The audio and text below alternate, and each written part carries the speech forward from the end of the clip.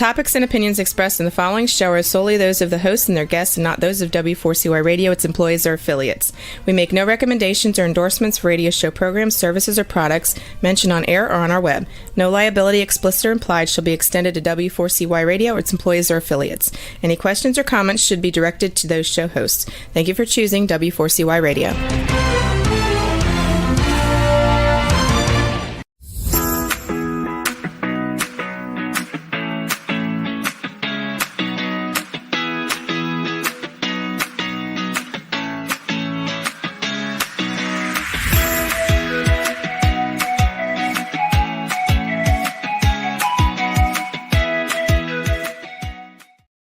Hi, I'm Shelby Wagner. Welcome to my show, Learning to Dance in the Rain, where we have discussions about different tough topics and give impressions, examples of experiences to help you maybe with something that you're struggling with at the moment, and have a positive mindset, develop resilience, so you can move forward to a more fun and happy life.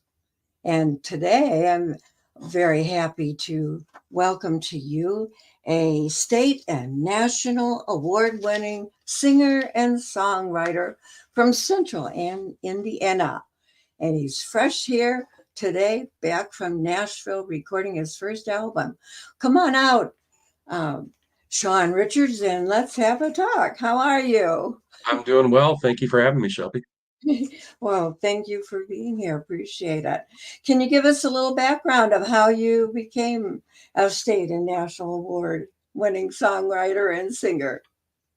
Well, I grew up, my dad was in the Air Force, so we moved around a lot and ended up settling in Central Indiana when I was 12 years old. And up to that point, the only thing I really wanted to do was be a baseball player.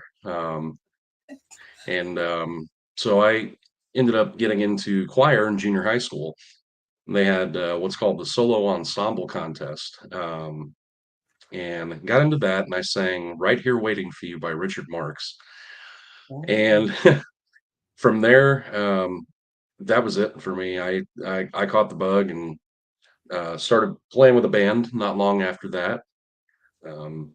And that was it. Baseball was out the window, and all I wanted to do was sing.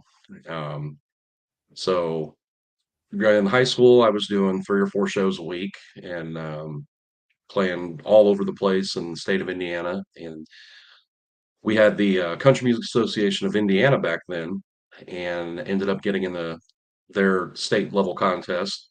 And I won a number of awards that year and got to go out to the national competition in Las Vegas, and ended up getting Male Vocalist of the Year out there for that. So that's pretty much how it started. So you were in Vegas there winning an award, and how old were you? The first time I went out there, I was 16. Wow. Yep. And then we got to go back the next year when I was 17. Mhm. So the first year I won Rising Star of the Year. And the second year that we went out there, I won Male Vocalist of the Year and was part of the Vocal Duo of the Year as well. Wow. So did you have lessons of guitar playing or piano lessons or anything as you were growing up? Or No, I actually, I didn't even pick up a guitar until I was, oh gosh, I think I was 29 when I finally picked up the guitar and started learning to play. Um, I had bought one. I figured now's as good a time as any, and got a book that taught me how to play just different chords, different chord progressions, and started learning from there. I think I probably played 8 to 10 hours a day for the first 6 months. So I picked it up, and yeah, I taught myself how to play, and I love it. I never got into playing lead guitar. That's something I wish I'd spent more time on, but I can strum. oh, my grandson, my 10-year-old grandson, just started taking guitar lessons about 6 weeks ago. He'd been wanting to do that for some time, but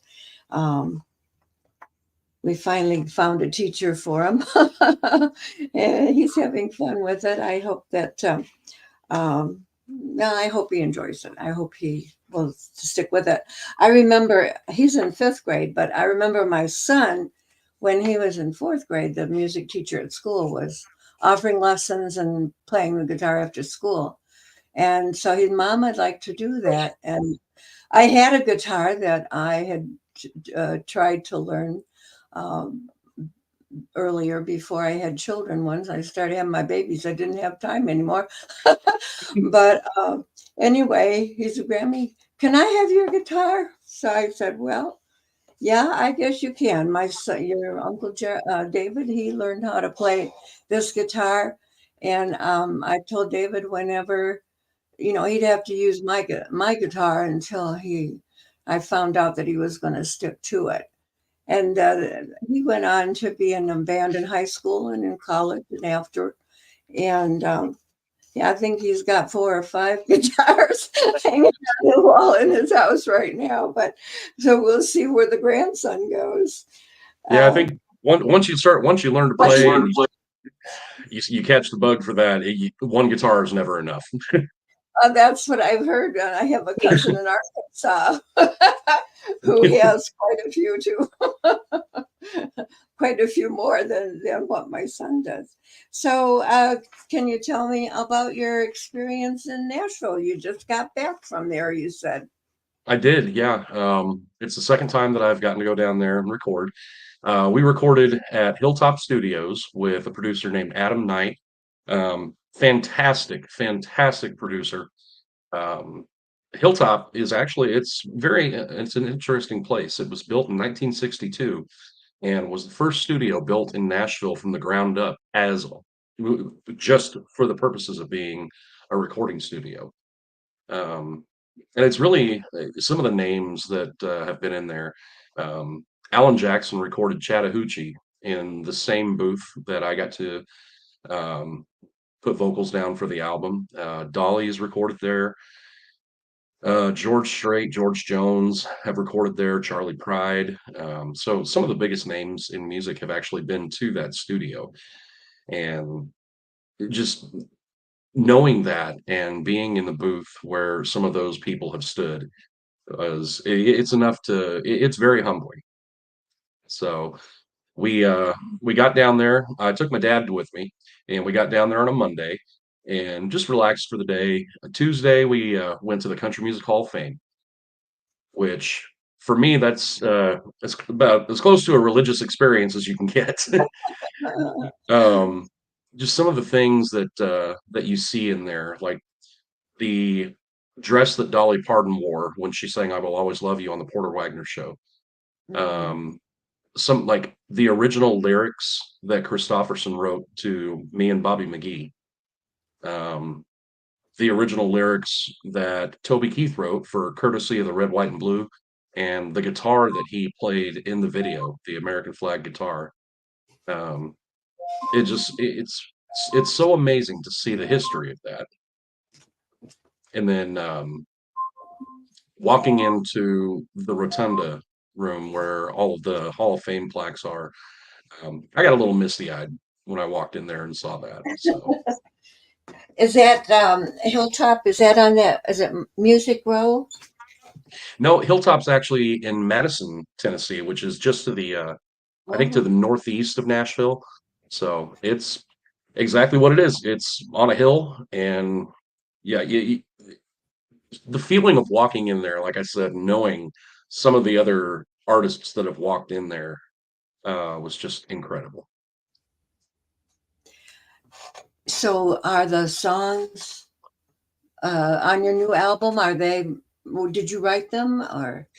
I did, yeah. There's 5 songs on the album. Um, there's 4 new originals, and My Indiana Home is also going to be on the album itself. The other 4 songs I wrote, and then we've got one song that's called One Tequila that I wrote with my dad. He had I grew up on stories of my dad writing songs back in high school, and he actually wrote a couple songs with a country music singer named Kenny Starr, who had a song called Blind Man Under the Bleachers back in the 70s. But Mm. so in all the time that I've been playing music, I'd never written a song with my dad before. And back in, oh, I'd say February, he called me up and he said, "Hey, I've got this idea, kicking around in my head. Can I send you the lyrics?" So he sent those to me, and I looked at it and I thought, this has got something. So I sat down, and in about 15 minutes, I wrote the second verse and the chorus and the bridge for the song, and I called him back and played it for him. And we just kind of picked it apart a little bit. And he said, "Okay, well, I want you to slow it down in the beginning." Um, so we did that, and by the end of the night, we knew we had a pretty good song in there. So And that was the Indiana home, or was that no, in? that was one tequila. Oh, one tequila. Yeah, Mm. But it that's says on one of the ones on the new album. it is, yes. Yeah, the lyrics, it says, and so it's one tequila, two tequila, three tequila, floor. well, that I'll be looking forward to hearing that one sometime. Oh yeah. So, what was your first song that you wrote? My very first song that I wrote was My Indiana Home. And did you write the lyrics first, or think of a tune first? Or how do I you go about writing a song? so normally I have a melody in my head, and I'll grab my guitar and I'll kind of, play around with it and go through the chord progressions and think, well, this is what I want it to sound like. And with My Indiana Home, it was more the lyrics kind of just came to me first. Um, because I sat there, thinking about my hometown, and I grew up in a town of 2,000 people called LaPel, Indiana, and it was always just one of those, all American small towns that people still wave to you, driving down Main Street, and the entire town shows up for the games on Friday and Saturday nights, especially during basketball season. Um, but I sat there and I thought about it, and I kind of jotted down. I said, "It's a map dot off the interstate, a place you wouldn't know. But to me and folks around here, it's a place that we call home." And I thought, that's something, and kept working with it. And it took about 45 minutes and I had the entire song written down. Oh, wow. It was meant to be. It felt like it, yeah. And, I got home that night. I was up in Elkhart when I wrote that. And I got home later that day and I sat down and played it, recorded it, and put it out on Facebook. And I was real nervous because it's the first song that I'd ever written. I wasn't sure how it would be received, and it Mhm. just the it blew me away. The things that people were saying about um, how it reminded them of their hometown, um, and it never really dawned on me because I wrote it about lapel, but it never dawned on me until I was getting messages from people in Kansas or North Dakota or Massachusetts about how, this isn't just about, Indiana. This is about every small town in America. And it's a very humbling experience to have thousands of people saying that about something that you wrote. Yes, that would be wonderful. Where could someone buy that recording right now if they wanted to? Right now, it's on all streaming platforms. You can get it on Spotify, Pandora. It's on YouTube, Amazon Music, Apple Music as well. You can go on there and download it or purchase it, the single. Would you have any advice for an aspiring young man or woman who would like to maybe follow your path? Don't give up. Don't ever, ever, ever give up on it. I've been doing this for 33 years now, and the only dream that I've ever had since I was 12 years old was to record and release my own music and for it to touch people, for people to enjoy it. And it took 33 years, but it's finally, I mean, for me, it's finally happening. So the one piece of advice that I would give to somebody is don't ever give up, you know? So I'm sure that you've had some rejections in the past. Yeah, yeah. Everybody Oh, has. absolutely. I remember when I was 15. No, I was 14. My dad and I were driving around here in central Indiana looking for different places to play. And there was one particular bar that my dad had walked into, and they said their exact words were, "We don't need some punk kid playing in here." So fast forward, fast forward Didn't to even listen to you, huh? They didn't even listen to you. yeah. Well, fast forward to a year later, they called and Oh, we're trying to book, oh. and my dad had some very very nice words for them at that point. So it yeah, there's a lot of rejection in the music business. Just trying to get into different places and getting your music out on the radio and stuff. It's in Indiana. My Indiana home's been out for a year and a half, and only just recently is it starting to get a little bit of radio play, which I never even expected that to happen when I had initially wrote and released the song. Um, I never imagined that it would get played on the radio. So So I believe that you said in one of the shows that I went, actually the first one where I met you, that you sent a copy to Nashville or something, and then they invited you to come down to. Is that right? So the way that it works, as far as the recording of a song goes, Uh-huh. is I record myself with my guitar, so it's just an acoustic version, and then I send it down to the producer, which is Adam. Um, he listens to it and sends it off to the studio musicians. Well, then they'll go in and lay down the actual music for the song, whether drums, guitar, bass, keyboards, fiddle, steel guitar, and Hmm. then they send that back to me, and I listen to it and practice with it for a month or two just to get comfortable with the song, the cadence, and the rhythm of it. Then from there, I go back down to Nashville and record the vocals, and that's when background vocals get added after that. And then Adam sends it back to me, and I listen to the song and kind of go over it and say, "Hey, I like this. I'd like to hear a little more fiddle here, or can you bring the drums up here, lower the background vocals, things like that. Just little housekeeping duties on it." Oh, And oh.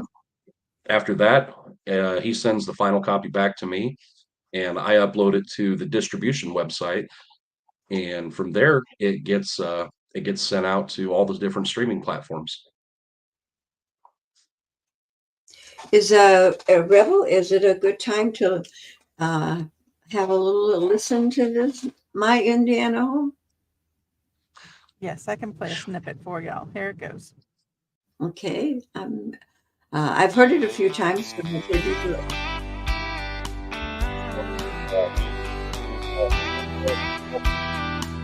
The songs that we just recorded in Nashville, and I got the copy back this morning.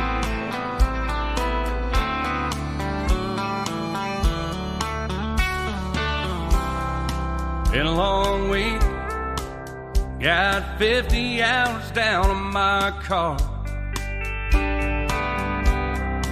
Feeling that relief when I'm pulling my truck in the yard. Got just enough time to get myself right. I'll pull up to my baby's house, and she'll be ready for a Friday night. After sundown in a small town, when the crickets sound and the stars come out, we'll be cruising down them old back roads with a George Strait song on the radio.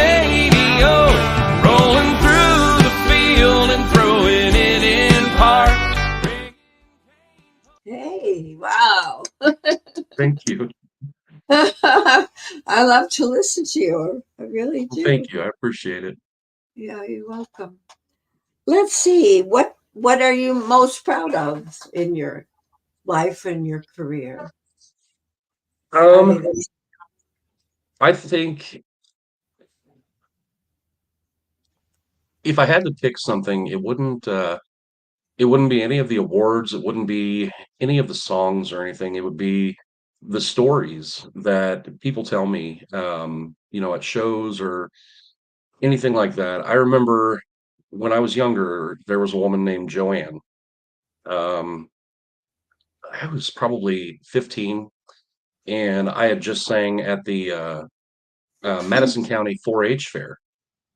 And Joanne had told me that, she and her husband had been there and they'd loved it and they'd really enjoyed listening to me. Well, uh, Joanne lost her husband not long after that. And her daughter told me that she had basically just kind of shut herself in the house and didn't come out for months, was in a deep depression. Well, she found out that I was singing at a local bar in her town in Summitville. And for the first time in like 6 months, she came out of the house and came to the bar that night. And I don't think Joanne missed a show for almost 3 years at that point. She even went out to Vegas with us. She ended up meeting her second husband at one of my shows. oh, And it's things like that, stories like that. There's a place called Beer Brewery in Carmel that I play at. Um, one of the uh, one of the chairs at the bar has a little gold plaque on the back of it with a name, and the name escapes me right now, but it was a woman. Her and her husband had been regulars there, and she ended up passing away from cancer. And he had not come back to the brewery for a while. Well, when the night that he finally decided to come back and he walked in, I was singing "I Can Only Imagine," oh, and that was the song that they played at her funeral. That was the very first song that he heard. And I looked over and I kind of wondered why he was crying. And he told me that story, and it brought me to tears. And that for me, the stories that I hear from people and the impact that just any one song can have on a person, those are the things that I'm the most proud of. Is that my music and being able to sing something for somebody that elicits that kind of emotional response, that's something I'm proud of. yeah, that's very good. Um, I I was a music teacher in elementary school, and I every year I had I was in two different buildings, well, three actually, but we had a talent show Mhm. for the children. So I had auditions for him, and I had a second grade boy who came out, and he got up there on that stage, and he sang, "I got friends in low places,"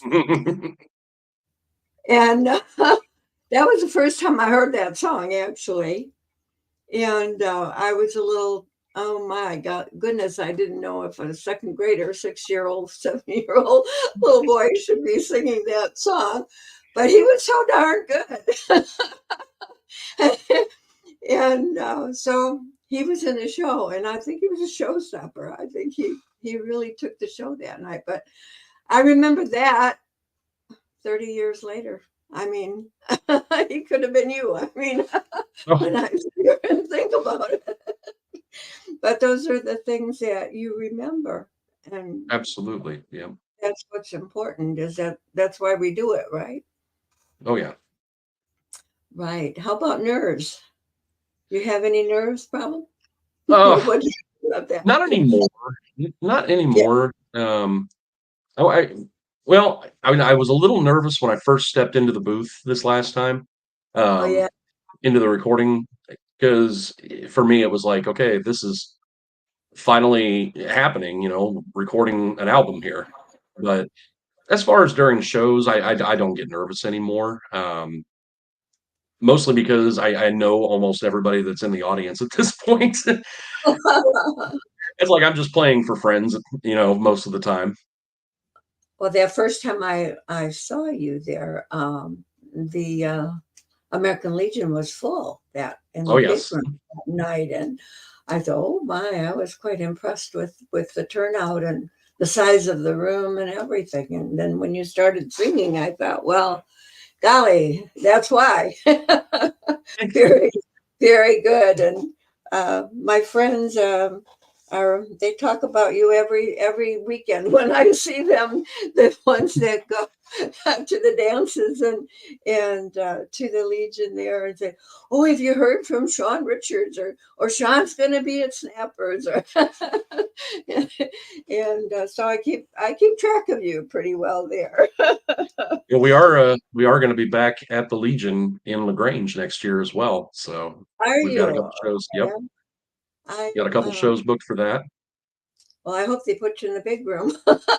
I hope so. Yeah, that's a nice stage, and it's Uh-huh. a lot of fun playing for crowds that big. So, Right. Well, and that one time you had done in the other room, and that I thought that was a shame because it was quite crowded in there.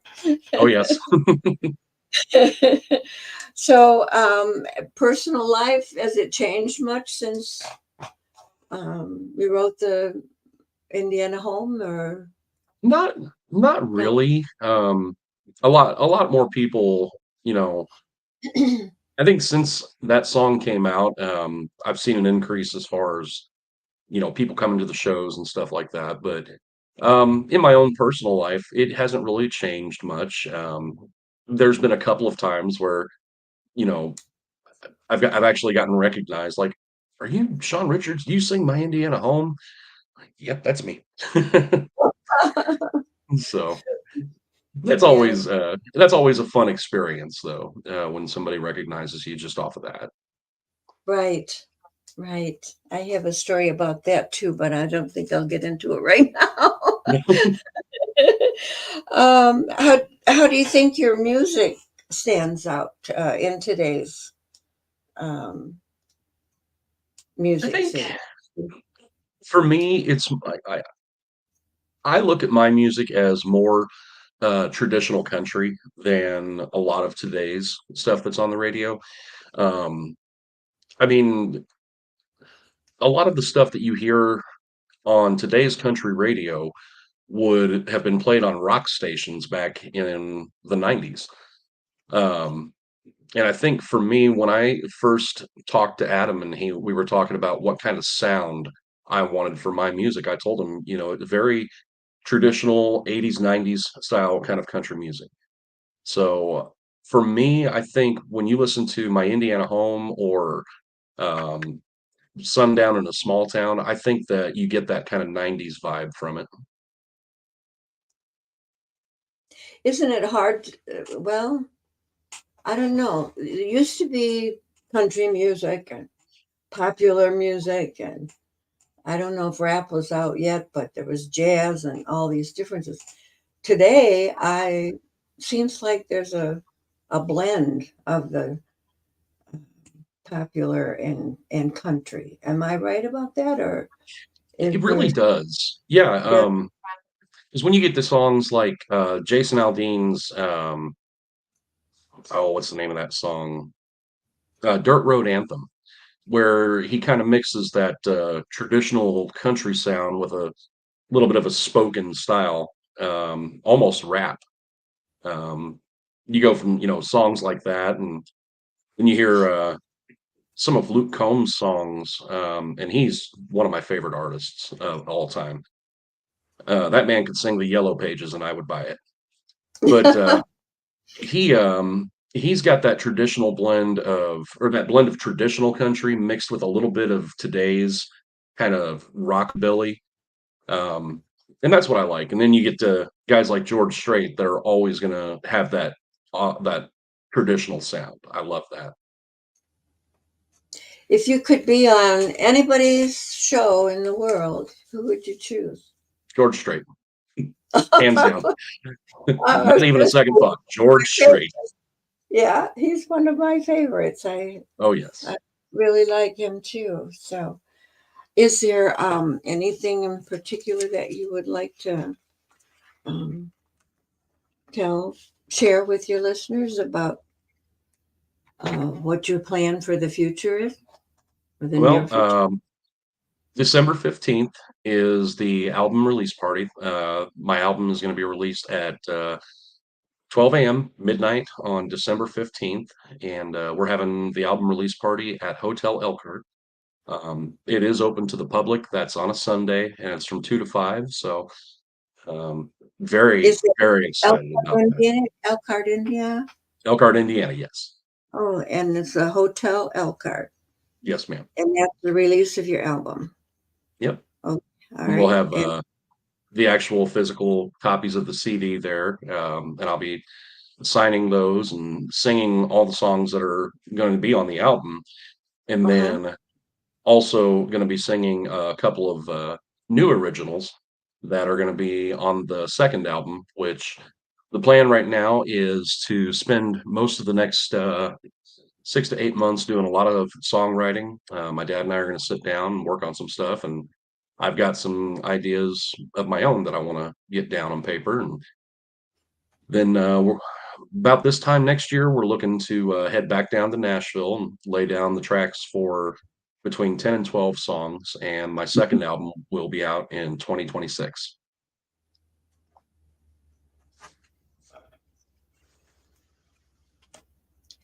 So so the release party, I can invite everybody, Oh, all my friends, absolutely.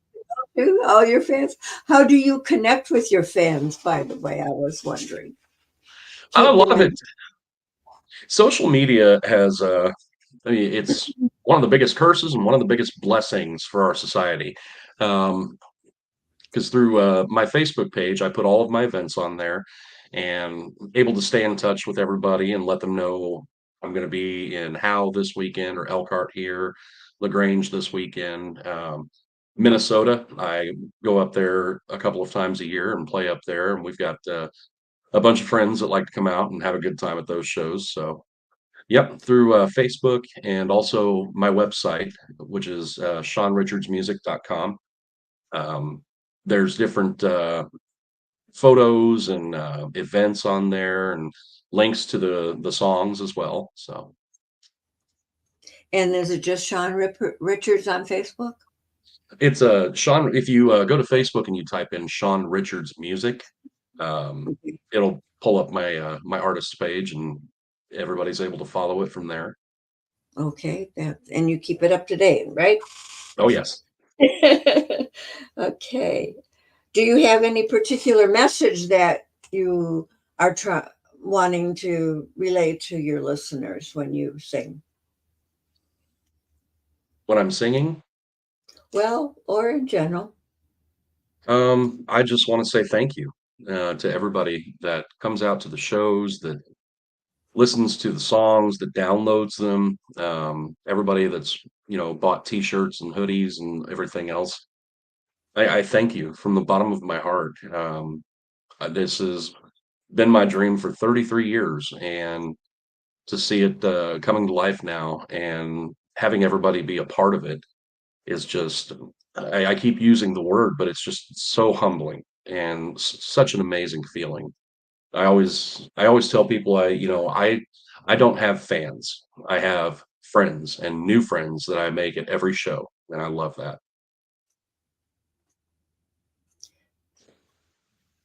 So, getting back to the nervous stomach, or let's see here, I saw. Do you have any? I'm sure you have self-doubt occasionally. Everybody has some. So Oh yes. how do you get yourself revved back up?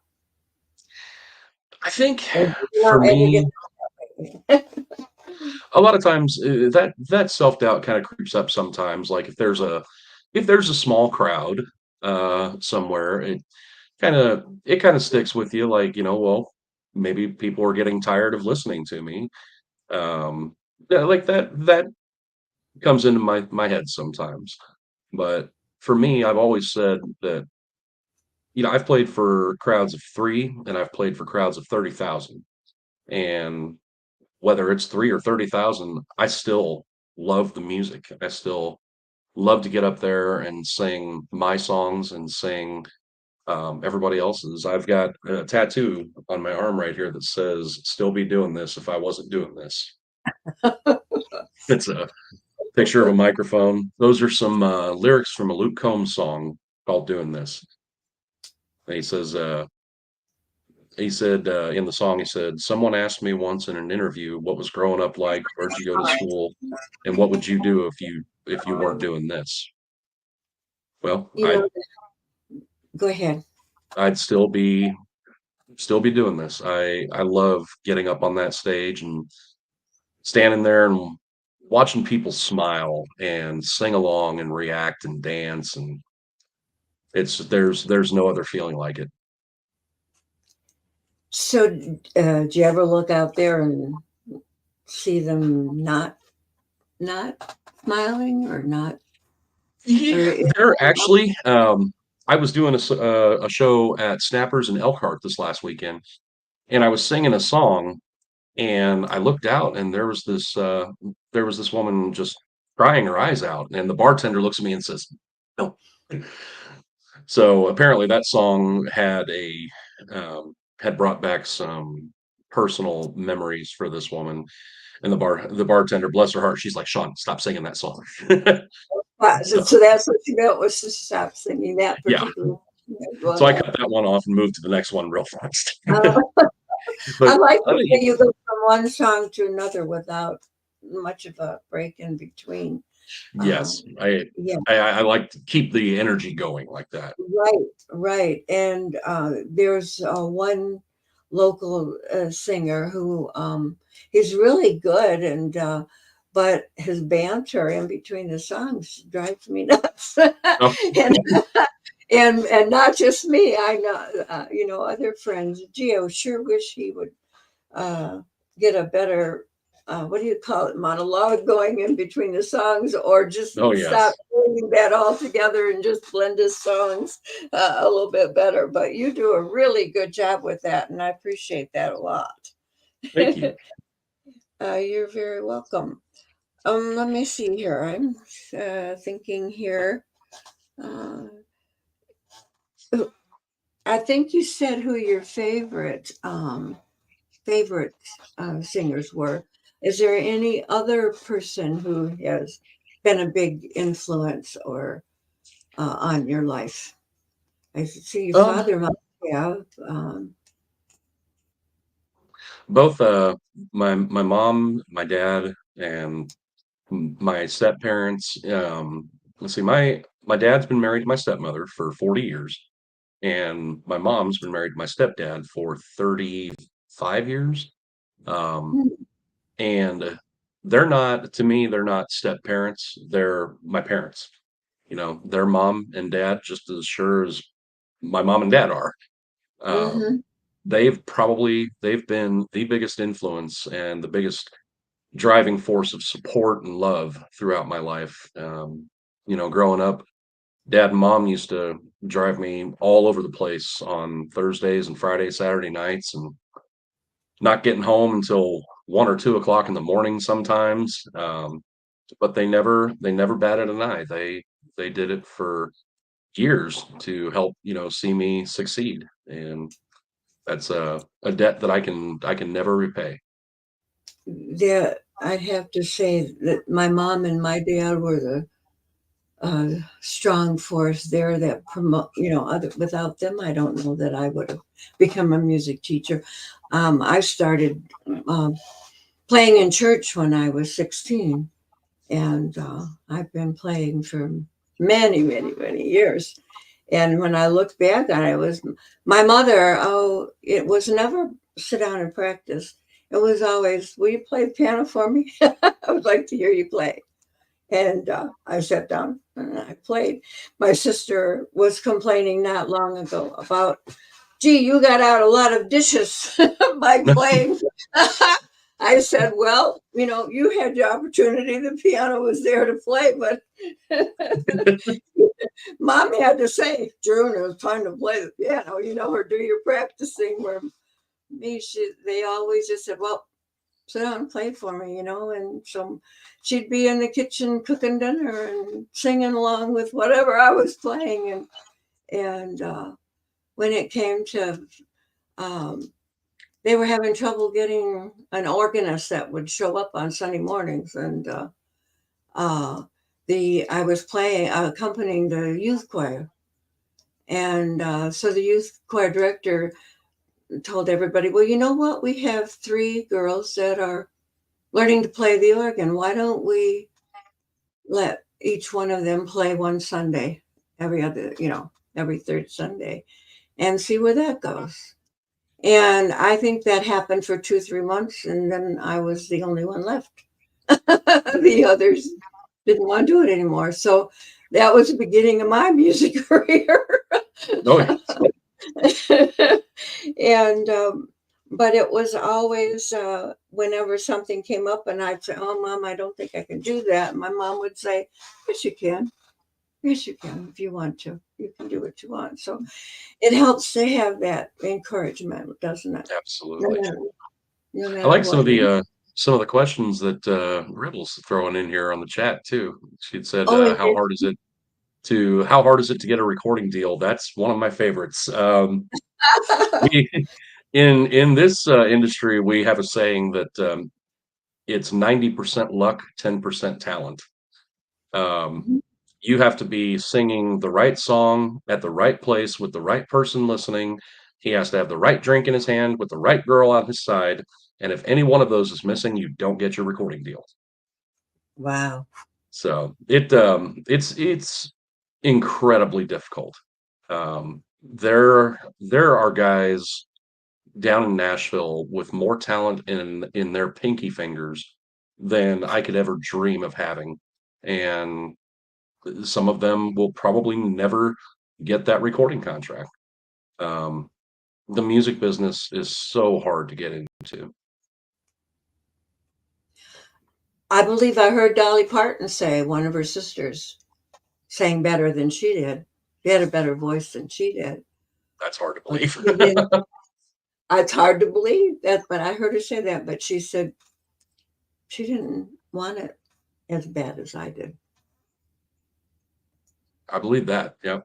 And It that back to what you said in the beginning, never give up. Yep.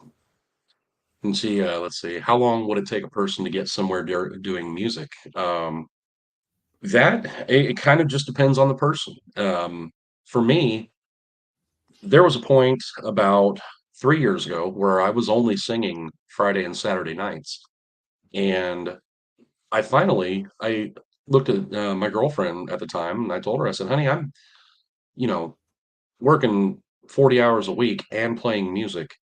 I make more money playing music in 2 nights than I do on an entire 80-hour paycheck. Why don't I just go full bore into the music?"